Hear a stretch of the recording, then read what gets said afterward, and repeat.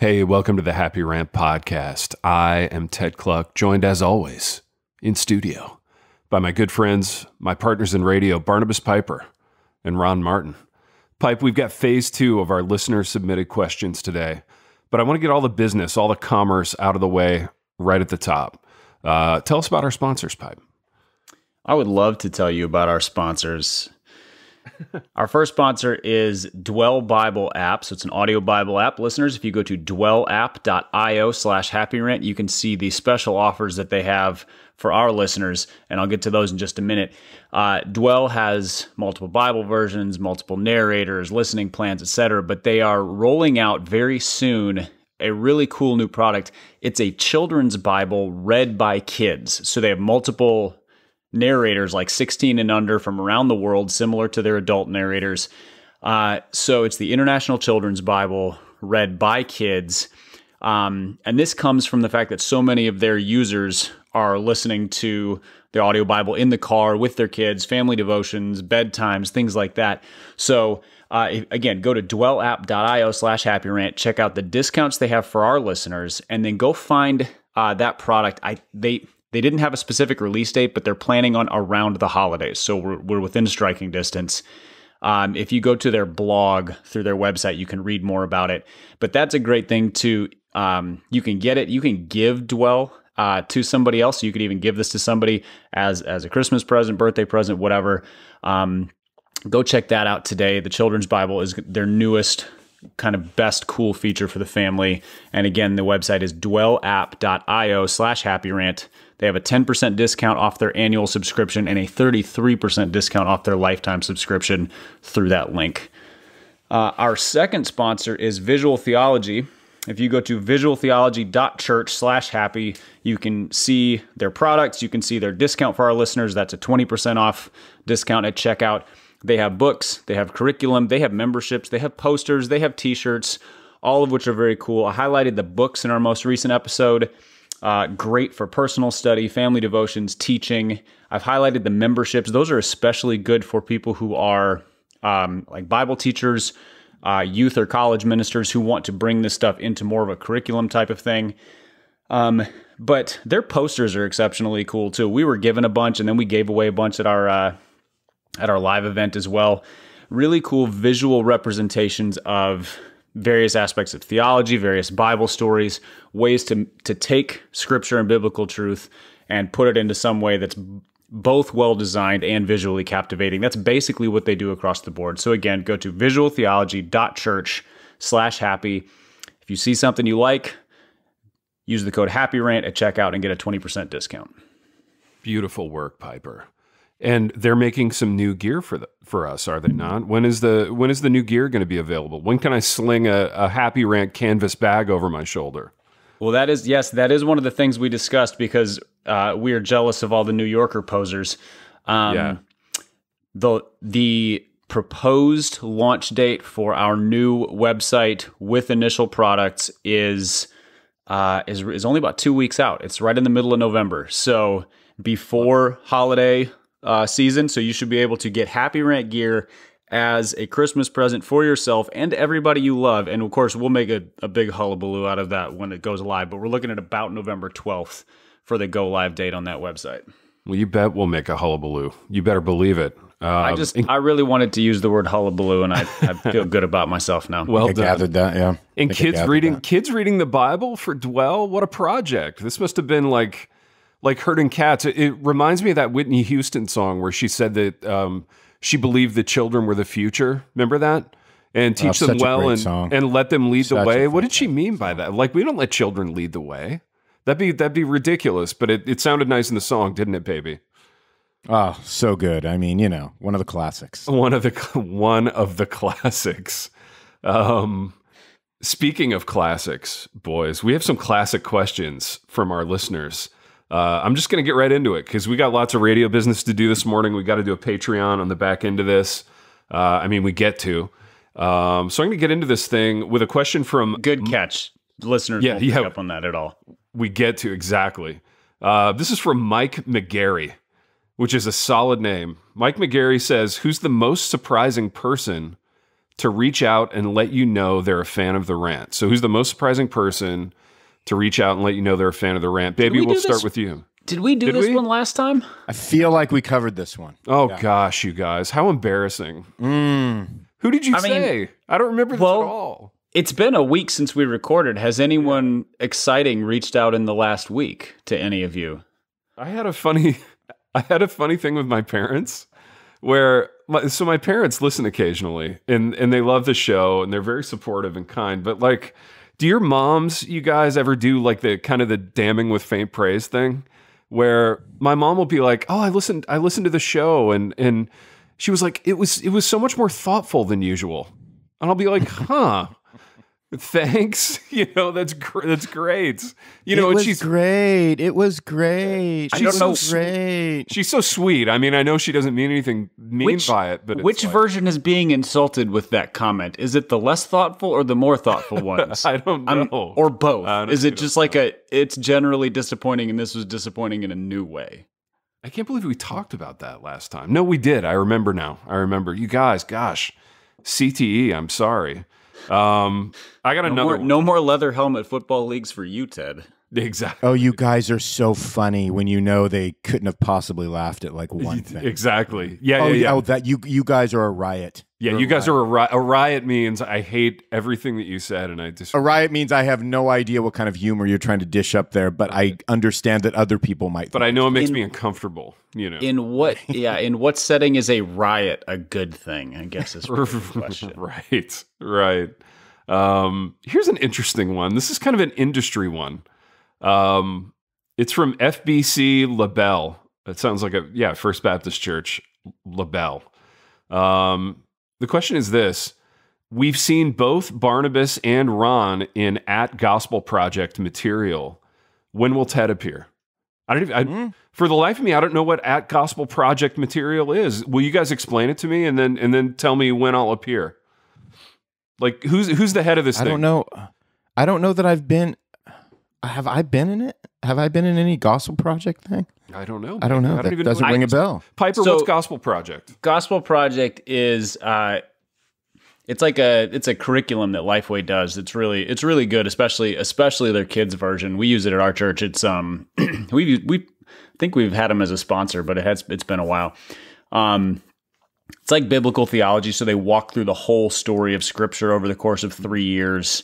I don't think I've ever written anything for them, but I've done some videos in conjunction with them, because they kind of do these spin-off focuses on different aspects of the gospel and stuff. So Ronnie, maybe you've done that or like been on some sort of a webinar or something like that. Yeah, no, I wrote something for their adult version of it, which sounds like a really horrible way to describe it. Yeah, no doubt. That's all I got. Interesting. So the question is, when is Ted going to be involved? Yeah, when am I going to be involved? What's my outlook with Gospel Project? I could have given you a real specific answer on this right up until about 2 weeks ago, because the guy who was kind of overseeing a lot of their stuff is Aaron Armstrong, who we've interacted with, friends with. I used to do another podcast with Aaron, but he left Lifeway to take another job elsewhere, so I no longer have direct connections there. Otherwise, I could have been like, man, Ted, we could get you in to like the Christmas. They have some stuff that they're writing around Christmas or whatever. Nice. So I don't know, Ted. Do you want to get in on that? Do you want all that Gospel Project fame? Let's get down to brass tacks. Let's talk about the fame and let's talk about what kind of paydays I would be looking at. Are they huge paydays, boys? Let's start there. Yeah. I mean, like everything we do, I mean, I haven't had to lift a finger since March, since I completed my portion. Sure. Well, so we're looking at a huge payday, and what is the fame kind of situation been like for you guys? Like, has it been harder to just like get out and walk around and just kind of be in the world with people knowing that you've done @Gospel Project material? Well, Big T, I mean, I live in a small town, so I literally can't leave the house. No, it's a fishbowl. Everywhere you go, I mean, there's people staring and wanting things, and people camping out, people setting up their North Face tents on the front lawn. Exactly. People with their New Yorker tote bags, their New Yorker tote bags, setting up their filled with Gospel Project items that they want you to sign. You know, the adult curriculum. Would you sign the 2-paragraph devotional that you wrote for May 3rd? You know, like I have a hard I don't do autographs rule unless people want to donate the money that I can give to a charity. You know, so yeah, exactly. Like really, you know. You know what I just read on that note? Steve Martin used to have cards like pre-printed with his autograph on it. And when people would ask for his autograph, he would give them a card.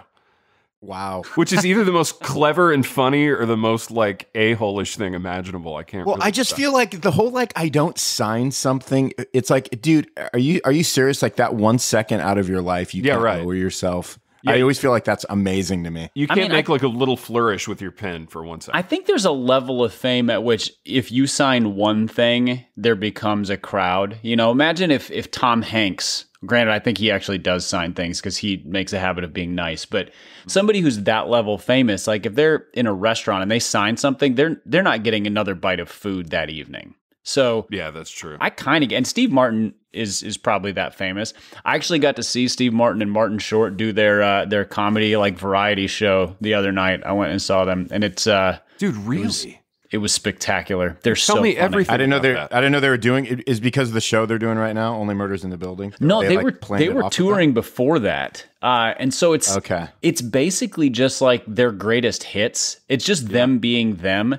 But it's a bit of a variety show feel. So there's banter where they're just sort of going back and forth, ripping on each other. They regularly make fun of each other for how famous or not famous they are.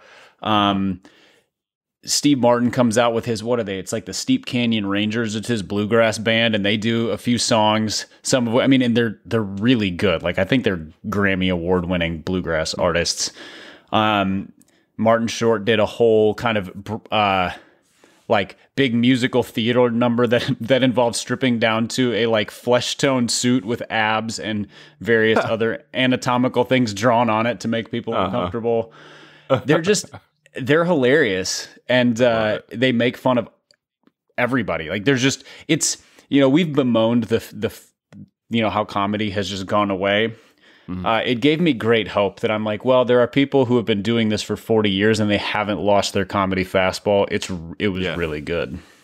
Dude, that's awesome. What was the venue? Where were they playing? It was at the Grand Ole Opry. So, sitting there, wow. It's like the stage where they do all these award shows and everything. We had terrible seats, but the way the venue's set up, even the bad seats, you have a good view. And it was really fun. Really cool venue. Dude, that's super cool. It makes me happy to know that that's happening because I love those guys. Here's another question, boys. And this is a bit of a multi-tiered one.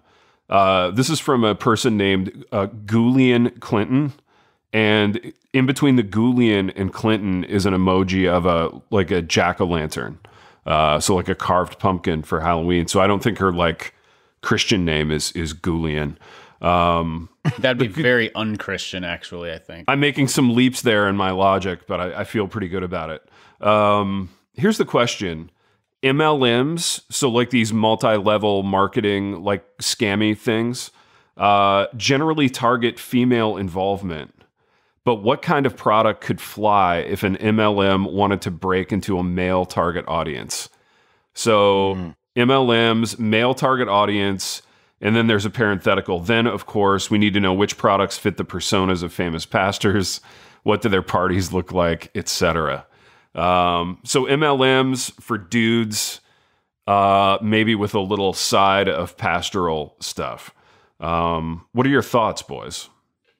I feel like the whole basis of an MLM is sort of FOMO. It's like I have to be in this because everybody else is doing it. And everybody involved, there's like the one person involved who rabidly loves this thing and everybody else kind of loathes it, but keeps doing it. I don't think that works as well with men because we just sort of watch somebody else do that stuff and we're like, shut up, you're annoying. Yeah. It's hard to imagine something where you would be sort of peer pressured into that kind of like, here, you have to buy these products and then you sell it and I make money off of you selling it. So my job is just to sign up as many people as possible. I think the closest would be like the guys who get into Bitcoin. If there's like a Bitcoin MLM, that's a very dude-oriented thing. And the people who do it are crazy about it. Like they love talking about it too. Bitcoin is like nerd CrossFit. So I think it would be kind of niche in that market. Like it's not going to work with Tupperware. It's not going to work with makeup. So with men, there's nothing sort of vanity wise, but yeah, like Bitcoin or whatever, the cryptocurrency stuff could totally work. So I push back gently a little bit on your assertion that like it wouldn't work with men, because I get peer pressured into something almost hourly throughout the like I'm the biggest pushover in the world. Like I can't say no to anyone. So like I feel like this would that is a strong counterpoint to my assertion.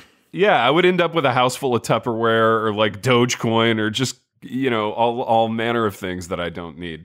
Baby, what are your thoughts on MLMs for dudes? Oh, dude. I mean, I think dudes get wrapped up in stuff, right? We just do it in different ways, and I think we're more. I don't know. We're more. I think Pipe just kind of keyed in on it. Like we don't mind. We're probably more of the. We don't mind being observers more than partakers. So. But I don't know. I mean, I could see. Pastors getting all geeked out and being roped into like any number of things, I mean, multi-level marketing for pastors, like what would that include? I mean, in other words, like something they love that could benefit other people and they could make that sounds like it was made for pastors. You know what I mean? Because pastors they're all kind of doing the like, I'm so poor thing, but yet a lot of them are kind of obsessed with money. It would be a fascinating like social experiment. You know what I mean? Yeah, to see like what would drive them into one of these things. Like what could they be a part of? What could they sell? What could they feel good? Yeah. Like would they feel good about it? Like I don't know, like a certain kind of Bible maybe that like revolutionizes evangelicalism, and everybody gets on board. Everybody wants a copy of it because I don't know, it incorporates like print. Like if you could get Dwell to make something that incorporated print and audio, and it's some like new, like sort of like revolutionary, like gizmo, and you could get pastors being the best sellers of something like that because they're using it, kind of a thing. Oh, and I don't know. I didn't mean to imply that men don't love to purchase things and promote things, but the mid-level marketing thing is like a social structure. It is, yeah. The invitation to parties, there's like, you have your network and you're just in touch, and there's a constantly like, how are we selling, ladies, and all that. Like, I don't see any of that working with guys. I 100% see guys being like, you'll get a kickback if you sell this to friends. It's basically it's just like, selling, like our kids selling cookie dough to raise money for schools. When they're like, if you sell $7,000 worth of cookie dough, you'll get, a $5 gift card to Target, and then kids go do it. I think that kind of thing totally works. Yeah. Well, so dude, it high-end Bibles, clothing, conferences, leadership cohorts. Oh, I think that's that whole like leadership. But it is more based on community, like you said, Pipe. Like what's that doc that came out on that massive multi-level marketing thing that everybody's been talking about? What was it called? I can't remember the name. It's like a weird name. It just came out on Netflix. I watched it. Anyway, it's some multi-level marketing scheme over the past few years that they don't like to call themselves multi-level marketing, like none of them do. Sure. And but it was primarily women. But what was really funny about it was so many of these women got their husbands in to like help promote it, help be a part of it. Yeah. And it was when the dollars started to surface that the men got really engaged and enthused and being like and partnering with them in it. Yeah. It's still primarily women, but like it was so funny to see like, they'd be interviewing a woman, and then she would rise up the ranks, in the pyramid. And then, she would get to a place where she's like, man, we bought our house, with the money we made, we bought our 4 cars. And then all of a sudden, like the dude pops up and he's like super engaged. He's helping with it. So I think, there's something, I think, Dude, 100%. I mean, there's something in the water of men where it's like, dude, I have to know that I'm getting a return for that. I can't just do it just for community, just for the sake of feeling like I'm part of something. There almost has to be like some kickback that makes it like worthwhile for dudes, because dudes are, primarily, driven a little bit more probably by commerce and things of that nature. And maybe that's a generalization. I don't know.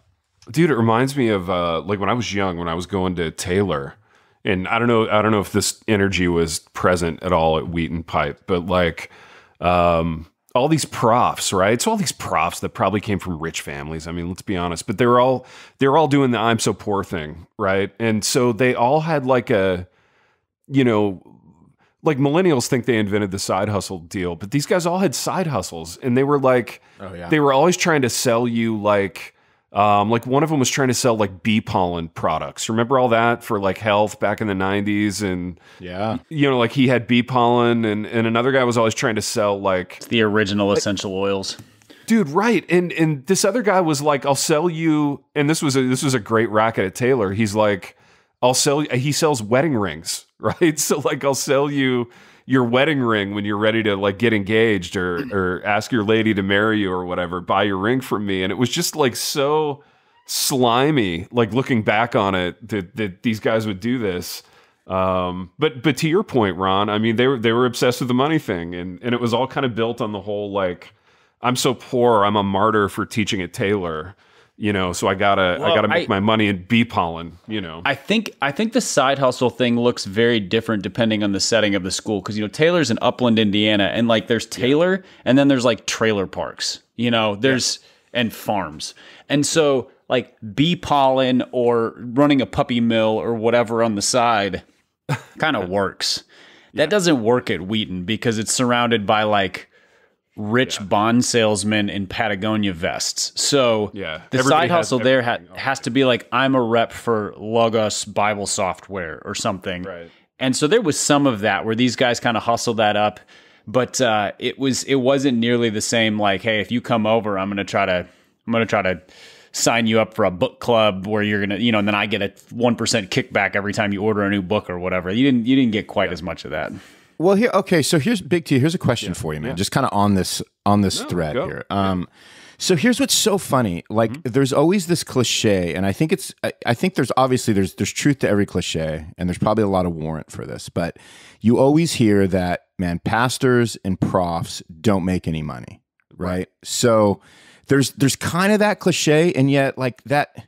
I mean, do you without giving numbers out, do you find that to be true? Like, from your industry? I mean, is it that bad that everybody needs to have like 2 or 3 other like multi-level marketing jobs to pay the mortgage?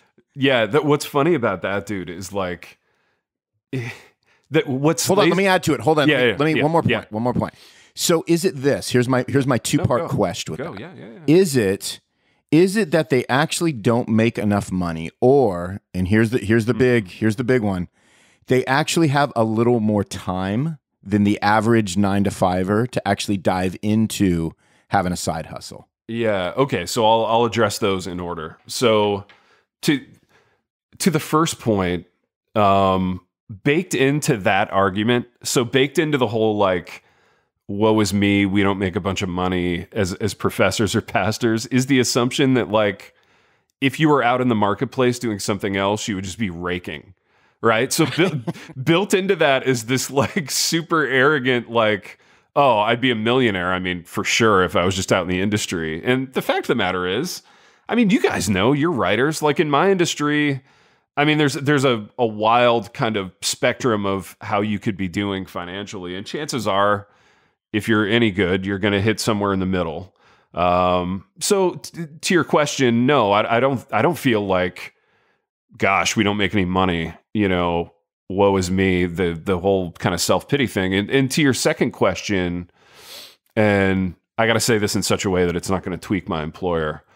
I don't know what it's like at every college, but I'm at the type of college where like they wear you out because you're doing like 30% more than you should be doing really in order to be a good teacher.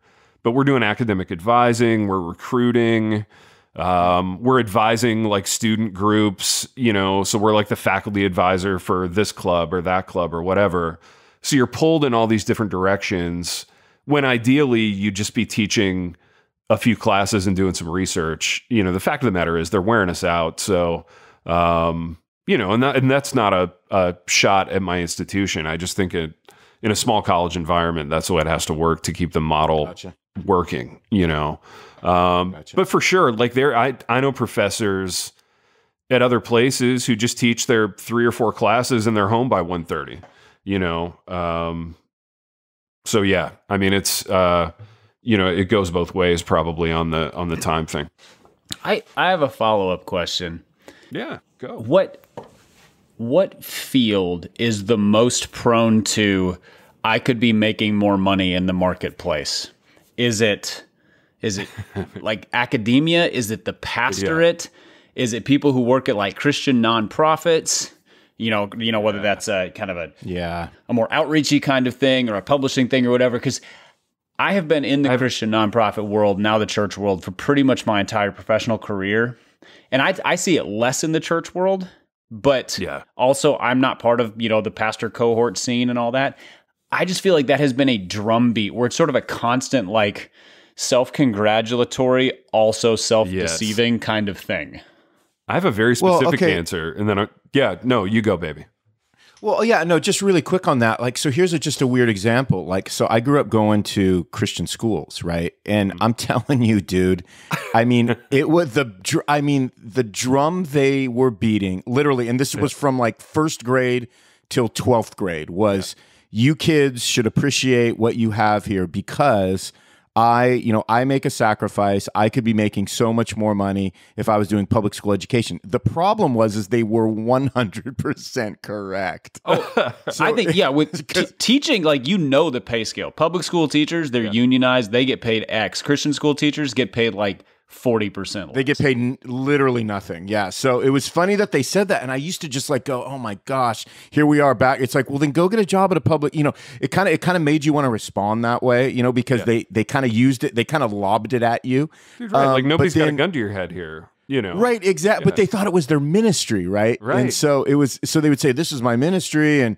blah, blah, blah, blah, blah. It was almost how I don't know why they always felt the need to sort of like, let us know that, they were living impoverished lives because they were teaching us. But then when I grew up and I had friends that started with Christian school education and then moved to public school, they're like, yeah, I literally make 70% more than I did when I was at a Christian school. I'm like, oh, they were right. They were right. So it is weird. So there is like a difference, right? But that's something though that's transferable. Whereas if you're just a pastor and you graduated from seminary and that's all you know how to do, that there's going to be a lot less transferable, stuff going on there, right? For you to make more money. I don't know. Right.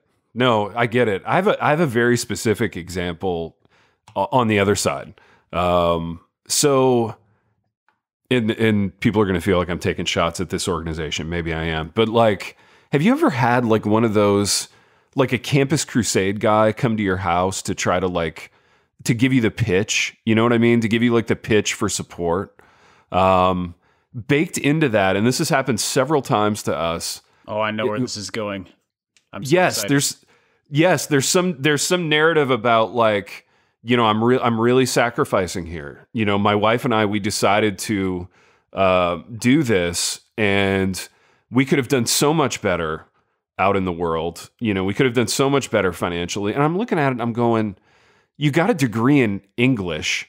Like, do you think somebody's going to be paying you $150K a year to read your paper on like Chaucer's the Canterbury Tales? I mean, there's not a huge marketplace for this, like, so who does this guy think he is?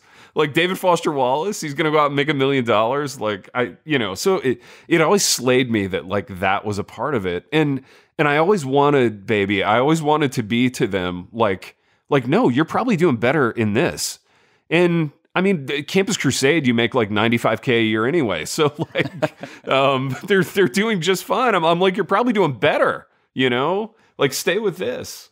But anyway, yeah. If it's fundraising based too, it's like the sky's the limit, right? Totally, dude. If you could raise $1 million a year, it's like, dude, right. Wow, you're doing great. You're doing well. Oh no, right. no, that's not how those organizations work. It's like you get paid a salary and you're responsible for raising it. And if you raise above that, I don't think you get the raise.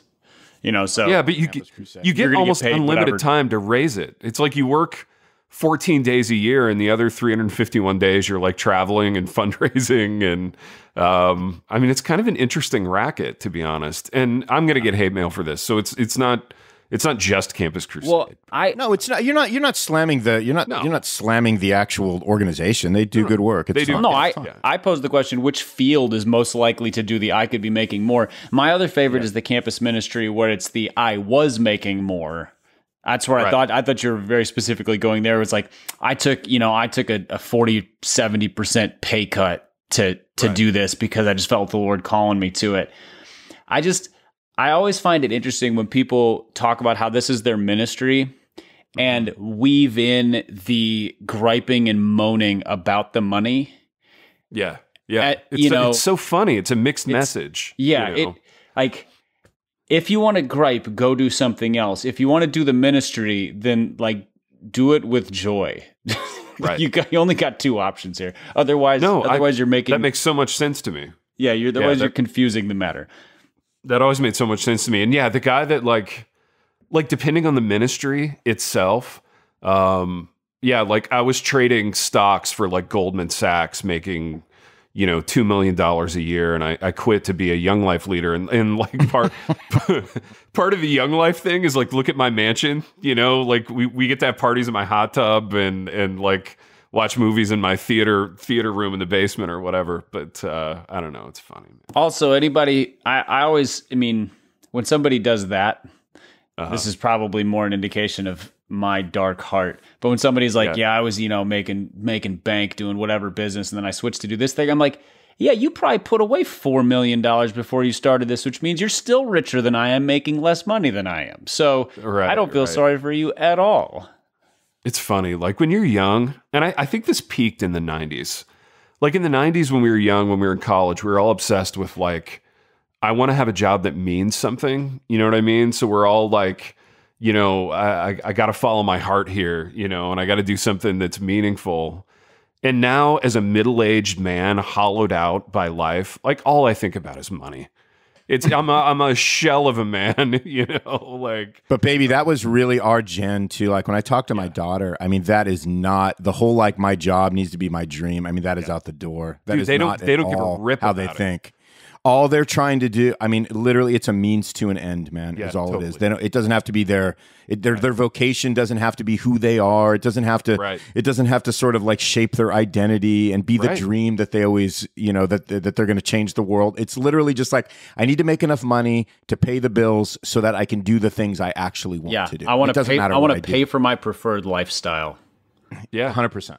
100%. It's wild. And again, every generation that's a personality thing too. I understand that, but nevertheless, like it's fascinating when I talk to more people that are in the under 25 group, and it's just like, what do you mean? Like it's almost, dude. I mean, seriously, not to rabbit, but it's almost more old school in the sense that it's like, dude. I mean, your job isn't meant to like be what fulfills you in life. It's just meant to be like what provides you the life that you need to get along so that you can, do the things that you actually want to do. And then we came along, we're like, no, this has to be, to just literally fulfill us. We were so stupid, dude. We were so dumb. I hate like, I loved the 90s. I adore the 90s, but like, I hated that aspect of it that like, we just fooled ourselves. But that pendulum is going to swing. It always does, it's just swung there right now. Yeah. So it's an interesting swing. And and so much of that is driven by, we were just talking about mid-level marketing stuff, the social media influencer where, people are like, I do this for 2 hours a day and I make $10,000 a month or whatever, promoting whatever products. Right. And blame Tim Ferriss and the 4-hour work week or something, that kind of the shift in the mindset of like, do as little as possible to make the amount of money you need to live as comfortably as possible. That's going to shift because that's What are people going to do with the other 20 hours a day if they're working 4 hours a day? They're going to get bored. They're going to feel aimless, and it's going to swing back to, I need a purpose in my life. And then they're going to go hunting purpose in whatever job. These things always shift. You know what that'll be your kids' pipe. They'll be hunting purpose again. We need to get on it. We need to get in on the front end of the like hunting purpose racket. We need to write a book called Hunting Purpose. Make it be by the three of us. Make a pile of money. And then we'll have it, because that's really what we care about. The next book. That's what we care about. The next book should just be called Hunting for Purpose. Hunting for Purpose. I love it. That's the name of the next book. That's Kyle from Harvest House. If you're listening, and I know you are, we'll get on the phone. We'll hash out Hunting for Purpose. Boys, we have to hash out a Patreon ep, so I'm going to bring this one to a close. Really fun talk. It was good to talk about the whole multi-level marketing thing. So, Goulian, thank you for the question. We enjoyed it, and we've done what we always do. We've wandered to and fro. Until next time. The Happy Rant is brought to you by Resonate Recordings. If you go to resonaterecordings.com, you can see the full range of services they offer. So if you're considering starting a podcast, they are the ones we recommend going with. Again, go to resonaterecordings.com to see their prices, to connect with them and ask any questions, and to see what they can do to help you launch, edit, master, and improve your podcast. Again, go to resonaterecordings.com to see what they can do to help you launch and improve your podcast.